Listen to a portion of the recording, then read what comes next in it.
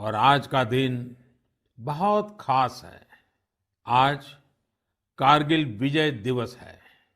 21 साल पहले आज के ही दिन कारगिल के युद्ध में हमारी सेना ने भारत की जीत का झंडा फहराया था। साथियों, कारगिल का युद्ध जिन परिस्थितियों में हुआ था वो भारत कभी नहीं भूल सकता। पाकिस्तान ने बड़े बड़े मंसूबे पालकर भारत की भूमि हथियाने और अपने यहाँ चल रहे आंतरिक कलह से ध्यान भटकाने को लेकर दुस्साहस किया था। भारत तब पाकिस्तान से अच्छे संबंधों के लिए प्रयासरत था, लेकिन कहा जाता है ना, बैरू अकारन सब काहू सौ, जो कर हित अनहित ताहू सौ। यानी दुष्ट का स्वभाव ही होता है हर किसी से बिना वजह दुश्मनी करना। ऐसे स्वभाव के लोग जो हित करता है उसका भी नुकसान ही सोचते हैं। इसलिए भारत की मित्रता के जवाब में पाकिस्तान द्वारा पीठ में छुरा घोंपने की कोशिश हुई थी, लेकिन उसके बाद भारत की वीर सेना ने जो पराक्रम दिखाया, भारत ने अपनी जो ताकत दिखाई, उसे पूरी दुनिया ने देखा। आप कल्पना कर सकते हैं, ऊंचे पहाड़ों पर बैठा हुआ दुश्मन और नीचे से लड़ रही हमारी सेनाएं, हमारे वीर जवान। लेकिन जीत पहाड़ की ऊंचाई की नहीं, भारत की सेनाओं के ऊंचे हौसले और सच्ची वीरता की हुई। साथियों, उस समय मुझे भी करगिल जाने और हमारे जवानों की वीरता के दर्शन का सौभाग्य मिला। वो दिन मेरे जीवन के सबसे अनमोल क्षणों में से एक है। मैं देख रहा हूं कि आज देश भर में लोग कारगिल विजय को याद कर रहे हैं। सोशल मीडिया पर एक हैशटैग करेज इन करगिल के साथ लोग अपने वीरों को नमन कर रहे हैं। जो शहीद हुए हैं उन्हें श्रद्धांजलि दे रहे हैं। मैं आज सभी देशवासियों की तरफ से हमारे इन वीर जवानों के साथ साथ उन वीर माताओं को भी नमन करता हूं जिन्होंने मां भारती के सच्चे सपूतों को जन्म दिया। मेरा देश के नौजवानों से आग्रह है कि आज दिन भर कारगिल विजय से जुड़े हमारे जाबाजों की कहानियां, वीर माताओं के त्याग के बारे में एक दूसरे को बताएं, शेयर करें। मैं साथियों आपसे एक आग्रह करता हूं। आज एक वेबसाइट है www.gallantryawards.gov.in। आप उसको जरूर विजिट करें। वहां आपको हमारे वीर पराक्रमी योद्धाओं के बारे में, उनके पराक्रम के बारे में बहुत सारी जानकारियां प्राप्त होगी। और वो जानकारियां जब आप अपने साथियों के साथ चर्चा करेंगे, उनके लिए भी प्रेरणा का कारण बनेगी। आप जरूर इस वेबसाइट को विजिट कीजिए और मैं तो कहूंगा बार बार कीजिए। साथियों, कारगिल युद्ध के समय अटल जी ने लाल किले से जो कहा था वो आज भी हम सभी के लिए बहुत प्रासंगिक है। अटल जी ने तब देश को गांधी जी के एक मंत्र की याद दिलाई थी। महात्मा गांधी का मंत्र था कि यदि किसी को कभी कोई दुविधा हो कि उसे क्या करना क्या न करना, तो उसे भारत के सबसे गरीब और असहाय व्यक्ति के बारे में सोचना चाहिए। उसे ये सोचना चाहिए कि जो वो करने जा रहा है उससे उस व्यक्ति की भलाई होगी या नहीं होगी। गांधी जी के इस विचार से आगे बढ़कर अटल जी ने कहा था कि करगिल युद्ध ने हमें एक दूसरा मंत्र दिया है।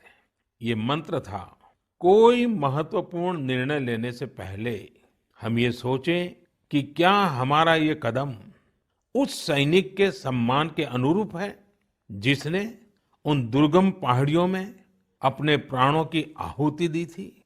आइए अटल जी की आवाज में ही उनकी इस भावना को हम सुने, समझे और समय की मांग है कि उसे स्वीकार करें। हम सभी को याद है कि गांधी जी ने हमें एक मंत्र दिया था।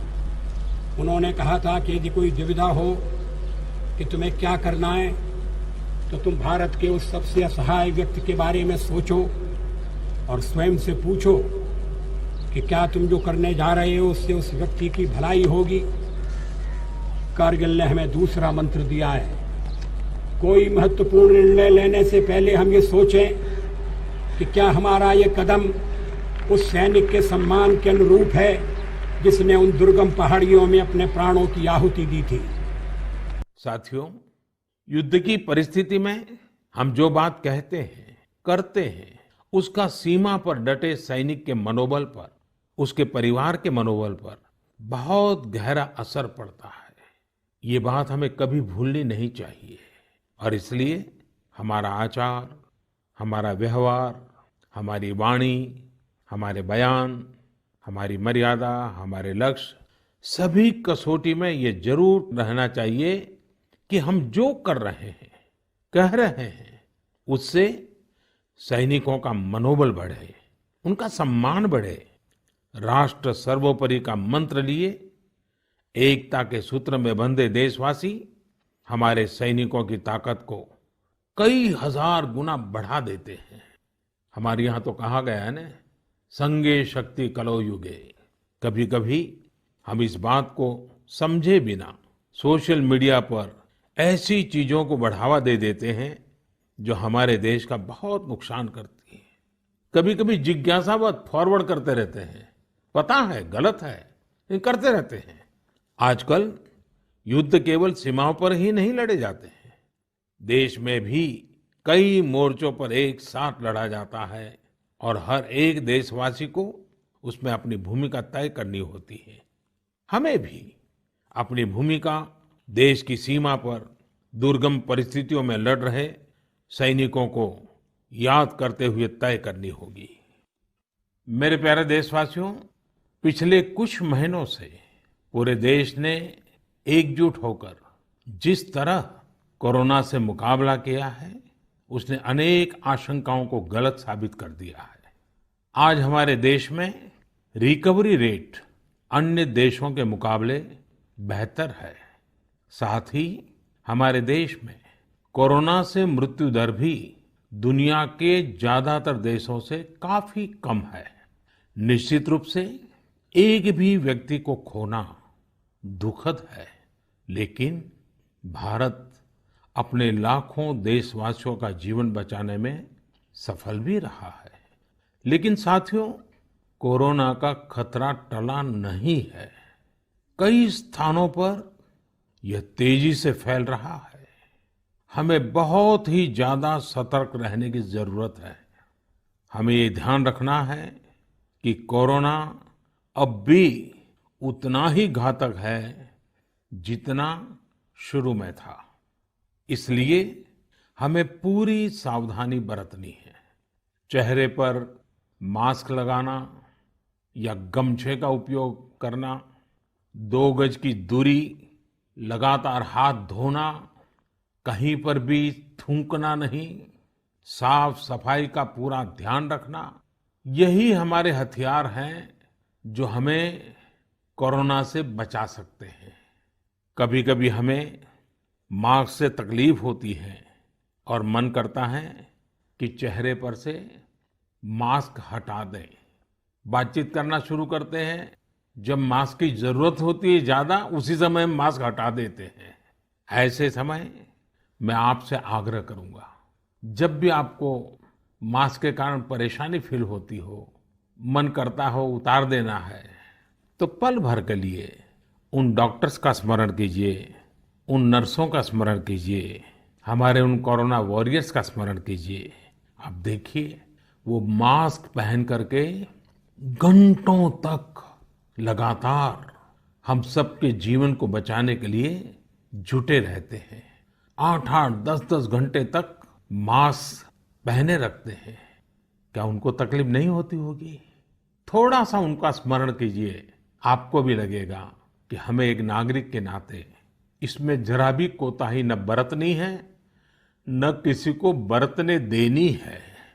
एक तरफ हमें कोरोना के खिलाफ लड़ाई को पूरी सजगता और सतर्कता के साथ लड़ना है, तो दूसरी ओर कठोर मेहनत से व्यवसाय, नौकरी, पढ़ाई, जो भी कर्तव्य हम निभाते हैं, उसमें गति लानी है, उसको भी नई ऊंचाई पर ले जाना है। साथियों, कोरोना काल में तो हमारे ग्रामीण क्षेत्रों ने पूरे देश को दिशा दिखाई है। गांवों से स्थानीय नागरिकों के, ग्राम पंचायतों के अनेक अच्छे प्रयास लगातार सामने आ रहे हैं। जम्मू में एक गांव त्रेवा ग्राम पंचायत है। वहां की सरपंच हैं बलबीर कौर जी। मुझे बताया गया कि बलबीर कौर जी ने अपनी पंचायत में 30 बेड का एक क्वारंटाइन सेंटर बनवाया। पंचायत आने वाले रास्तों पर पानी की व्यवस्था की। लोगों को हाथ धोने में कोई दिक्कत ना हो, इसका इंतजाम करवाया। इतना ही नहीं, ये बलबीर कौर जी खुद अपने कंधे पर स्प्रे पंप टांग कर वॉलंटियर्स के साथ मिलकर पूरी पंचायत में, आसपास के क्षेत्र में सैनिटाइजेशन का काम भी करती है। ऐसी ही एक और कश्मीरी महिला सरपंच है गांदरबल के चौंटलीवार की जैतूना बेगम। जैतूना बेगम जी ने तय किया कि उनकी पंचायत कोरोना के खिलाफ जंग लड़ेगी और कमाई के लिए अवसर भी पैदा करेगी। उन्होंने पूरे इलाके में फ्री मास्क बांटे, फ्री राशन बांटा। साथ ही उन्होंने लोगों को फसलों के बीज और सेब के पौधे भी दिए, ताकि लोगों को खेती में, बागवानी में दिक्कत ना आए। साथियों, कश्मीर से एक और प्रेरक घटना है। यहाँ अनंतनाग में म्युनिसिपल प्रेसिडेंट है श्रीमान मोहम्मद इकबाल। उन्हें अपने इलाके में सैनिटाइजेशन के लिए स्प्रेयर की जरूरत थी। उन्होंने जानकारी जुटाई तो पता चला कि मशीन दूसरे शहर से लानी पड़ेगी और कीमत भी होगी 6 लाख रुपए। तो श्रीमान इकबाल जी ने खुद ही प्रयास करके अपने आप स्प्रेयर मशीन बना ली, और वो भी केवल 50,000 रुपये में। ऐसे कितने ही और उदाहरण हैं। पूरे देश में कोने कोने में ऐसी कई प्रेरक घटनाएं रोज सामने आती हैं।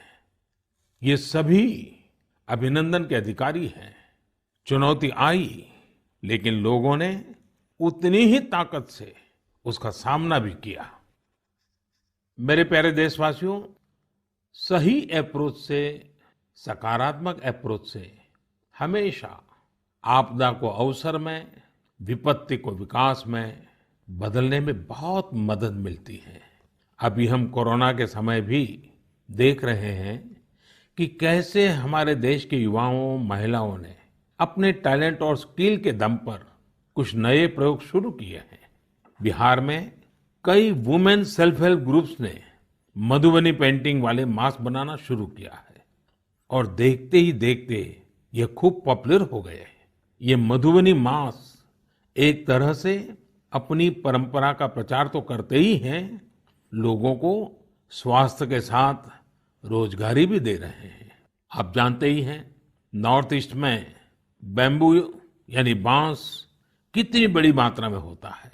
अब इसी बांस से त्रिपुरा, मणिपुर, असम के कारीगरों ने हाई क्वालिटी की पानी की बोतल और टिफिन बॉक्स बनाना शुरू किया है बाम्बू से। आप अगर इनकी क्वालिटी देखेंगे तो भरोसा नहीं होगा कि बांस की बोतलें भी इतनी शानदार हो सकती हैं, और फिर ये बोतलें इको फ्रेंडली भी हैं। इन्हें जब बनाते हैं तो बांस को पहले नीम और दूसरे औषधीय पौधों के साथ उबाला जाता है। इससे इनमें औषधीय गुण भी आते हैं। छोटे छोटे स्थानीय प्रोडक्ट से कैसे बड़ी सफलता मिलती है, इसका एक उदाहरण झारखंड से भी मिलता है। झारखंड के बिशुनपुर में इन दिनों 30 से ज्यादा समूह मिलकर के लेमन ग्रास की खेती कर रहे हैं। लेमन ग्रास 4 महीनों में तैयार हो जाती है और उसका तेल बाजार में अच्छे दामों में बिकता है।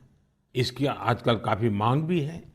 मैं देश के 2 इलाकों के बारे में भी बात करना चाहता हूं। दोनों ही एक दूसरे से सैकड़ों किलोमीटर दूर है और अपने अपने तरीके से भारत को आत्मनिर्भर बनाने के लिए कुछ हटकर के काम कर रहे हैं। एक है लद्दाख और दूसरा है कच्छ। लेह और लद्दाख का नाम सामने आते ही खूबसूरत वादियां और ऊंचे ऊंचे पहाड़ों के दृश्य हमारे सामने आ जाते हैं। ताजी हवा के झोंके महसूस होने लगते हैं। वहीं कच्छ का जिक्र होते ही रेगिस्तान, दूर दूर तक रेगिस्तान, कहीं पेड़ पौधा भी नजर ना आए, ये सब हमारे सामने आ जाता है। लद्दाख में एक विशिष्ट फल होता है जिसका नाम चूली या एप्रिकॉट यानी खुबानी है। ये फसल इस क्षेत्र की इकोनॉमी को बदलने की क्षमता रखती है। परंतु अफसोस की बात यह है कि सप्लाई चेन, मौसम की मार जैसी अनेक चुनौतियों से ये जूझता रहता है। इसकी कम से कम बर्बादी हो, इसके लिए आजकल एक नए इनोवेशन का इस्तेमाल शुरू हुआ है। एक ड्यूअल सिस्टम है जिसका नाम है solar apricot dryer and space heater. ये खुबानी और दूसरे अन्य फलों एवं सब्जियों को जरूरत के अनुसार सूखा सकता है, और वो भी हाइजीनिक तरीके से। पहले जब खुबानी को खेतों के पास सुखाते थे तो इससे बर्बादी तो होती ही थी, साथ ही धूल और बारिश के पानी की वजह से फलों की क्वालिटी भी प्रभावित होती थी। दूसरी ओर आजकल कच्छ में किसान ड्रैगन फ्रूट्स की खेती के लिए सराहनीय प्रयास कर रहे हैं। बहुत से लोग जब सुनते हैं तो उन्हें आश्चर्य होता है, कच्छ और ड्रैगन फ्रूट्स, लेकिन वहां आज कई किसान इस कार्य में जुटे हैं। फल की गुणवत्ता और कम जमीन में ज्यादा उत्पाद को लेकर काफी इनोवेशन किए जा रहे हैं। मुझे बताया गया है कि ड्रैगन फ्रूट्स की लोकप्रियता लगातार बढ़ रही है। विशेषकर नाश्ते में इस्तेमाल काफी बढ़ा है। कच्छ के किसानों का संकल्प है कि देश को ड्रैगन फ्रूट्स का आयात न करना पड़े। यही तो आत्मनिर्भरता की बात है। साथियों, जब हम कुछ नया करने का सोचते हैं, इनोवेटिव सोचते हैं, तो ऐसे काम भी संभव हो जाते हैं जिनकी आम तौर पर कोई कल्पना नहीं करता। जैसे कि बिहार के कुछ युवाओं को ही लीजिए। पहले सामान्य नौकरी करते थे। एक दिन उन्होंने तय किया कि वो मोती यानी पर्ल्स की खेती करेंगे। उनके क्षेत्र में लोगों को इस बारे में बहुत पता नहीं था, लेकिन इन लोगों ने पहले सारी जानकारी जुटाई, जयपुर और भुवनेश्वर जाकर ट्रेनिंग ली और अपने गांव में ही मोती की खेती शुरू कर दी। आज ये स्वयं तो इससे काफी कमाई कर ही रहे हैं। उन्होंने मुजफ्फरपुर, बेगूसराय और पटना में अन्य राज्यों से लौटे प्रवासी मजदूरों को इसकी ट्रेनिंग देनी भी शुरू कर दी है। कितने ही लोगों के लिए इससे आत्मनिर्भरता के रास्ते खुल गए हैं। साथियों, अभी कुछ दिन बाद रक्षाबंधन का पावन पर्व आ रहा है। मैं इन दिनों देख रहा हूं कि कई लोग और संस्थाएं इस बार रक्षाबंधन को अलग तरीके से मनाने का अभियान चला रहे हैं। कई लोग इसे वोकल फॉर लोकल से भी जोड़ रहे हैं, और बात भी सही है। हमारे पर्व हमारे समाज के, हमारे घर के पास ही किसी व्यक्ति का व्यापार बढ़े, उसका भी पर्व खुशहाल हो, तब पर्व का आनंद कुछ और ही हो जाता है। सभी देशवासियों को रक्षाबंधन की बहुत बहुत शुभकामनाएं। साथियों, 7 अगस्त को नेशनल हैंडलूम डे है। भारत का हैंडलूम, हमारा हैंडीक्राफ्ट अपने आप में सैकड़ों वर्षों का गौरवमय इतिहास समेटे हुए है। हम सभी का प्रयास होना चाहिए कि न सिर्फ भारतीय हैंडलूम और हैंडीक्राफ्ट का ज्यादा से ज्यादा उपयोग करें, बल्कि इसके बारे में हमें ज्यादा से ज्यादा लोगों को बताना भी चाहिए। भारत का हैंडलूम और हैंडीक्राफ्ट कितना रिच है, इसमें कितनी विविधता है, ये दुनिया जितना ज्यादा जानेगी उतना ही हमारे लोकल कारीगरों और बुनकरों को लाभ होगा। साथियों, विशेषकर मेरे युवा साथियों, हमारा देश बदल रहा है।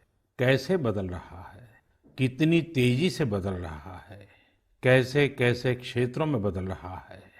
एक सकारात्मक सोच के साथ अगर निगाह डालें तो हम खुद अचंभित रह जाएंगे।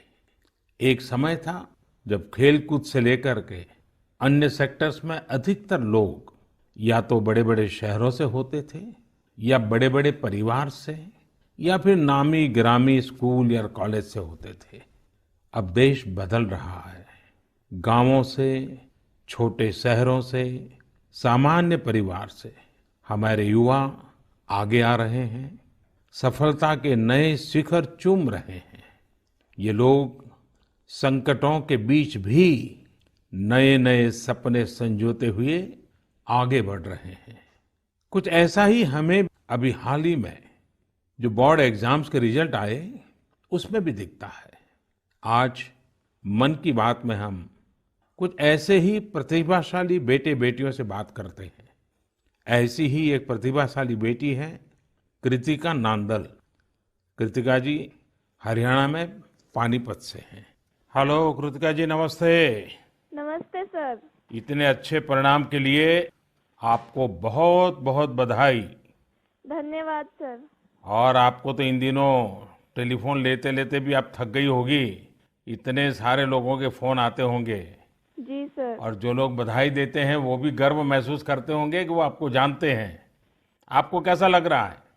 सर बहुत अच्छा लग रहा है। पेरेंट्स को प्राउड फील करा के खुद को भी इतना प्राउड फील हो रहा है। अच्छा, ये बताइए कि आपकी सबसे बड़ी प्रेरणा कौन है? सर मेरी मम्मी है सबसे बड़ी प्रेरणा तो मेरी। वाह। अच्छा, आप मम्मी से क्या सीख रही है? सर उन्होंने अपनी जिंदगी में इतनी मुश्किलें देखी फिर भी वो इतनी बोल्ड और इतनी स्ट्रोंग है। सर उन्हें देख देख के इतनी प्रेरणा मिलती है कि मैं भी उन्हीं की तरह बनूं। माँ कितनी पढ़ी लिखी हैं? सर बीए की है उन्होंने। बीए किया हुआ है? जी सर। अच्छा, तो माँ आपको सिखाती भी होगी? जी सर सिखाती हैं, दुनियादारी के बारे में हर बात बताती है। वह डांटती भी होगी? जी सर डांटती भी है। अच्छा बेटा, आप आगे क्या करना चाहती हैं? सर हम डॉक्टर बनना चाहते हैं। अरे वाह। MBBS। देखिए, डॉक्टर बनना आसान काम नहीं है। जी सर। डिग्री तो प्राप्त कर लेगी क्योंकि आप बड़ी तेजस्वी हो बेटा, लेकिन डॉक्टर का जीवन जो है वो समाज के लिए बहुत समर्पित होता है। जी सर। उसको कभी रात को चैन से सो भी नहीं सकता है, कभी भी पेशेंट का फोन आ जाता है, अस्पताल से फोन आ जाता है, उसको दौड़ना पड़ता है। एक प्रकार से 24/7 365 डेज डॉक्टर की जिंदगी लोगों की सेवा में लगी रहती है। Yes sir. और खतरा भी रहता है क्योंकि कभी पता नहीं आजकल के जिस प्रकार की बीमारियां हैं, तो डॉक्टर के सामने भी बहुत बड़ा संकट रहता है। जी सर। अच्छा कृतिका, हरियाणा तो खेलकूद में पूरे हिंदुस्तान के लिए हमेशा ही प्रेरणा देने वाला, प्रोत्साहन देने वाला राज्य रहा है।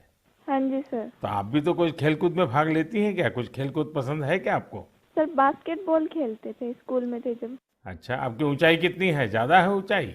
नहीं सर 5'2" की है। अच्छा, तो फिर तुम्हारे खेल में पसंद करते हैं? सर वो तो बस पैशन है, खेल लेते हैं। अच्छा अच्छा। चलिए कृतिका जी, आपके माता जी को मेरी तरफ से प्रणाम कहिए। उन्होंने आपको इस प्रकार के योग्य बनाया, आपके जीवन को बनाया। आपकी माता जी को प्रणाम और आपको बहुत बहुत बधाई, बहुत बहुत शुभकामनाएं। धन्यवाद सर। आइए अब हम चलते हैं केरला, एर्नाकुलम। केरला के नौजवान से बात करेंगे। हेलो। हेलो सर, नमस्कार। So Vinayak, congratulations. Thank you sir. शाबाश विनायक, शाबाश। Thank to you how is the जोश? Hi sir. Do you play any sport? Badminton. Badminton यस। in a school or you had any chance to take a training? No, in school we have already get some training Mm-hmm. from our teachers. Ah, So thus, and we get opportunity to participate outside wow. from the school itself. How many states you have visited? I have visited only Kerala and Tamil Nadu. Only Kerala and Tamil Nadu. Yes. So would you like to visit Delhi? Yes sir, now I am applying Delhi University for my higher studies. Wow, so you are coming to Delhi. Yes sir. Hmm. Tell me, do you have any message for fellow students who will give board exams in future? Hard work and proper time utilization. So it's a perfect time management. Yes sir.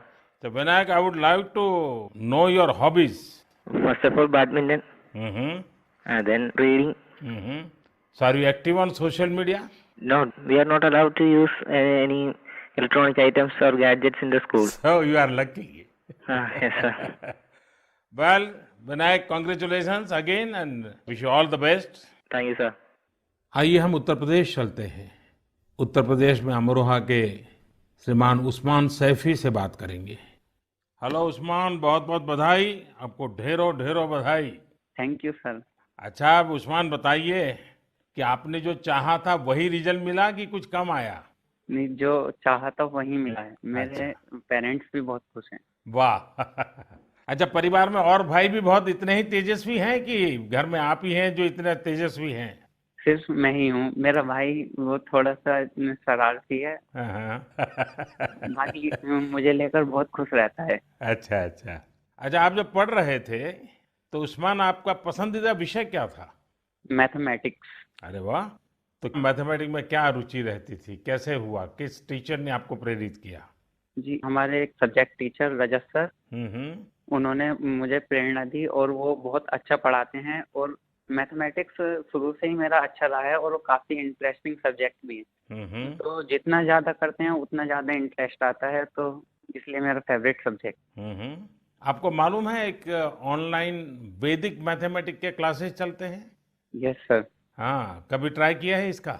नहीं sir, अभी नहीं किया। आप देखिए, बहुत सारे आपके दोस्तों को लगेगा जैसे आप जादूगर है, क्योंकि कंप्यूटर की स्पीड से आप गिनती कर सकते हैं। वैदिक मैथमेटिक्स की बहुत सरल टेक्निक्स हैं और आजकल वो ऑनलाइन पर भी अवेलेबल होते हैं। जी सर। क्योंकि आपकी मैथमेटिक्स में इंटरेस्ट है तो बहुत सी नई नई चीजें भी आप दे सकते हैं। जी सर। अच्छा उस्मान, आप खाली समय में क्या करते हैं? खाली समय में सर कुछ ना कुछ लिखता रहता हूँ मैं। मुझे लिखने में बहुत इंटरेस्ट आता है। अरे वाह, मतलब आप मैथमेटिक्स में रुचि लेते हैं, लिटरेचर में भी रुचि लेते हैं? Yes sir. क्या लिखते हैं, कविताएं लिखते हैं, शायरियां लिखते हैं? कुछ भी करंट अफेयर से रिलेटेड कोई भी टॉपिक हो उस पर लिखता रहता हूँ। हाँ। नई नई जानकारियाँ मिलती रहती हैं, जैसे जीएसटी चला था और हमारा नोटबंदी, सब चीज। अरे वाह, कॉलेज की पढ़ाई करने के लिए आगे का क्या प्लान बना रहे हैं?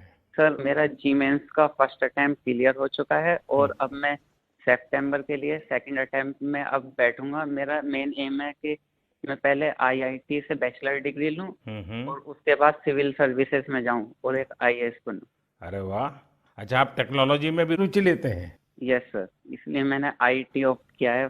फर्स्ट टाइम बैच था आईटी का। अच्छा, चलिए उस्मान, मेरी तरफ से बहुत शुभकामनाएं हैं। और आपका भाई शरारती है तो आपका समय भी अच्छा जाता होगा। और आपके माताजी पिताजी को भी मेरी तरफ से प्रणाम कहिए, उन्होंने आपको इस प्रकार से अवसर दिया, आपका हौसला बुलंद किया। और ये मुझे अच्छा लगा कि आप पढ़ाई के साथ साथ करंट इश्यूज पर अध्ययन भी करते हैं और लिखते भी हैं। देखिए, लिखने का फायदा ये होता है कि आपके विचार में शार्पनेस आती है। बहुत बहुत अच्छा फायदा होता है लिखने से। तो बहुत बहुत बधाई मेरी तरफ से। Thank you sir. आइए चलिए फिर एकदम से नीचे साउथ में चले जाते हैं, तमिलनाडु। नामक्कल से बेटी कनिका से बात करेंगे। और कनिका की बात तो बहुत ही इंस्पिरेशनल है। कनिका जी, वणक्कम। वणक्कम sir. How are you? Fine sir. First of all, I would like to congratulate you for your great success. Thank you sir. When I hear of Namakkal, I think of the Anjaneya temple. Yes sir. Now I will also remember my interaction with you. Yes sir. So, congratulations again. Thank you sir. You would have worked very hard for exams. How was your experience while preparing? I was working hard from the start, so I didn't expect this result, but I have written well, so I will get a good result. What were your expectation? 485 or 486, like that I thought, sir. And now? 490. So, what is the reaction of your family members and your teachers? They were so happy and they were so proud, sir. Which was your favorite subject? Mathematics. Oh, and what are your future plans? I am going to become a doctor, if possible, in AFMC, sir. Mm-hmm. And your family members are also in a medical profession or somewhere else? Oh, sir, my father is a driver, but my sister is studying MBBS, sir. Arre wow. So first of all, I will do the pranam to your father, who is taking lot of care of your sister and yourself. It's a great service he is doing. Yes, sir. And it's an inspiration for all. Yes, sir. So my congratulations to you, your sister and your father and your family. Thank you, sir. साथियों, ऐसे और भी कितने युवा दोस्त हैं, कठिन परिस्थितियों में भी जिनके हौसले की, जिनकी सफलता की कहानियां हमें प्रेरित करती हैं। मेरा मन था कि ज्यादा से ज्यादा युवा साथियों से बात करने का मौका मिले, लेकिन समय की भी कुछ मर्यादाएं रहती हैं। मैं सभी युवा साथियों को यह आग्रह करूंगा कि वो अपनी कहानी, अपनी जुबानी जो देश को प्रेरित कर सके, वो हम सबके साथ जरूर साझा करें। मेरे प्यारे देशवासियों, 7 समंदर पार भारत से हजारों मील दूर एक छोटा सा देश है जिसका नाम है सूरीनाम। भारत के सूरीनाम के साथ बहुत ही करीबी संबंध है। 100 साल से भी ज्यादा समय पहले भारत से लोग वहां गए और उसे ही अपना घर बना लिया। आज चौथी, 5वीं पीढ़ी वहां पर है। आज सूरीनाम में 1/4 से अधिक लोग भारतीय मूल के हैं। क्या आप जानते हैं, वहां की आम भाषाओं में से एक सरनामी भी भोजपुरी की ही एक बोली है। इन सांस्कृतिक संबंधों को लेकर हम भारतीय काफी गर्व महसूस करते हैं। हाल ही में श्री चंद्रिका प्रसाद संतोखी सूरीनाम के नए राष्ट्रपति बने हैं। वे भारत के मित्र हैं और उन्होंने साल 2018 में आयोजित person of Indian origin PIO parliamentary conference में भी हिस्सा लिया था। श्री चंद्रिका प्रसाद संतोखी जी ने शपथ की शुरुआत वेद मंत्रों के साथ की। वे संस्कृत में बोले, उन्होंने वेदों का उल्लेख किया और ओम शांति शांति शांति के साथ अपनी शपथ पूर्ण करी। अपने हाथ में वेद लेकर वे बोले, मैं चंद्रिका प्रसाद संतोखी। और आगे उन्होंने शपथ में क्या कहा, उन्होंने वेद का ही एक मंत्र का उच्चारण किया। उन्होंने कहा, ओम अग्ने व्रतपते व्रतम चरिष्यामि तच्छकेयम तन्मे रद्यताम इदमहम नुतात सत्यमुपैमि। यानी, हे अग्नि, संकल्प के देवता, मैं एक प्रतिज्ञा कर रहा हूं, मुझे इसके लिए शक्ति और सामर्थ्य प्रदान करें। मुझे असत्य से दूर रहने और सत्य की ओर जाने का आशीर्वाद प्रदान करें। सच में यह हम सभी के लिए गौरवान्वित होने वाली बात है। मैं श्री चंद्रिका प्रसाद संतोखी को बधाई देता हूं और अपने राष्ट्र की सेवा करने के लिए 130 करोड़ भारतीयों की ओर से उन्हें शुभकामनाएं देता हूं। मेरे प्यारे देशवासियों, इस समय बारिश का मौसम भी है। पिछली बार भी मैंने आपसे कहा था कि बरसात में गंदगी और उनसे होने वाली बीमारियों का खतरा बढ़ जाता है, अस्पतालों में भीड़ भी बढ़ जाती है। इसलिए आप साफ सफाई पर बहुत ज्यादा ध्यान दें। इम्यूनिटी बढ़ाने वाली चीजें, आयुर्वेदिक काढ़ा वगैरह लेते रहें। कोरोना संक्रमण के समय में हम अन्य बीमारियों से दूर रहें। हमें अस्पताल के चक्कर न लगाने पड़े, इसका पूरा ख्याल रखना होगा। साथियों, बारिश के मौसम में देश का एक बड़ा हिस्सा बाढ़ से भी जूझ रहा है। बिहार, असम जैसे राज्यों के कई क्षेत्रों में तो बाढ़ ने काफी मुश्किलें पैदा की हुई है। यानी एक तरफ कोरोना है तो दूसरी तरफ ये एक और चुनौती है। ऐसे में सभी सरकारें, NDRF की टीमें, राज्य की आपदा नियंत्रण टीमें, स्वयंसेवी संस्थाएं सब एक साथ मिलकर जुटे हुए हैं। हर तरह से राहत और बचाव के काम कर रहे हैं। इस आपदा से प्रभावित सभी लोगों के साथ पूरा देश खड़ा है। साथियों, अगली बार जब हम मन की बात में मिलेंगे, उसके पहले ही 15 अगस्त भी आने वाला है। इस बार 15 अगस्त भी अलग परिस्थितियों में होगा। कोरोना महामारी की इस आपदा के बीच होगा। मेरा अपने युवाओं से, सभी देशवासियों से अनुरोध है कि हम स्वतंत्रता दिवस पर महामारी से आजादी का संकल्प लें, आत्मनिर्भर भारत का संकल्प लें, कुछ नया सीखने और सिखाने का संकल्प लें, अपने कर्तव्यों के पालन का संकल्प लें। हमारा देश आज जिस ऊंचाई पर है, वो कई ऐसी महान विभूतियों की तपस्या की वजह से हैं जिन्होंने राष्ट्र निर्माण के लिए अपना जीवन समर्पित कर दिया। उन्हीं महान विभूतियों में से एक है लोकमान्य तिलक। 1 अगस्त 2020 को लोकमान्य तिलक जी की 100वीं पुण्यतिथि है। लोकमान्य तिलक जी का जीवन हम सभी के लिए बहुत बड़ी प्रेरणा है, हम सभी को बहुत कुछ सिखाता है। अगली बार जब हम मिलेंगे तो फिर ढेर सारी बातें करेंगे, मिलकर कुछ नया सीखेंगे और सबके साथ साझा करेंगे। आप सब अपना ख्याल रखिए, अपने परिवार का ख्याल रखिए और स्वस्थ रहिए। सभी देशवासियों को आने वाले सभी पर्वों की बहुत बहुत शुभकामनाएं। बहुत बहुत धन्यवाद।